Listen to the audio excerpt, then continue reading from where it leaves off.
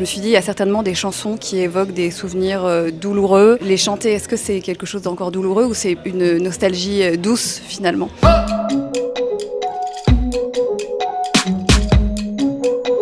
On est toutes les deux très fans de Marc Lavoine depuis très longtemps. Je suis une grande fan depuis 20 ans. Je suis une fan depuis environ 10 ans. Si je devais résumer Marc Lavoine en un mot, je dirais humain. Et moi, je dirais romantique. Masculinité rassurante. Il dégage une tendresse, cet homme. C'est aussi toute une nostalgie et une partie de notre enfance. C'est une personne, un artiste intemporel pour moi. Je m'attendais à le voir, mais pouvoir lui parler juste après le concert, pas du tout.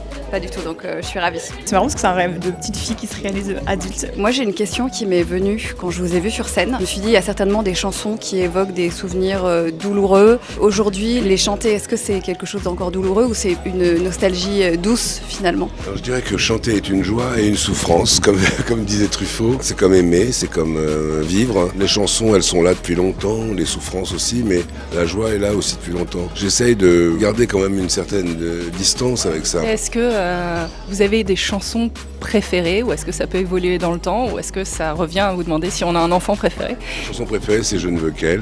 Elle rebondit sur ma vie actuelle, elle rebondit sur ma vie d'aujourd'hui. Et c'est vrai que cette chanson me réveille. Elle réveille ma vie, elle est pleine de nuances et voilà, c'est une chanson de rencontre, c'est une chanson de désir et cette chanson me plaît beaucoup. Voilà. On essaye de nouer un lien un peu régulier entre ce qu'on peut faire comme activité culturelle, comme captation, comme événement et puis les gens qui nous soutiennent, j'allais dire, au jour le jour. Moi, je suis très attaché à notre dimension de service public. L'une des missions du service public, c'est de rendre la culture accessible à tous. Donc c'est une façon de dire, vous n'avez pas pu, pour 1000 raisons, venir à la scène musicale, dans votre canapé ou dans votre fauteuil, on vous offre une soirée comme si vous y étiez.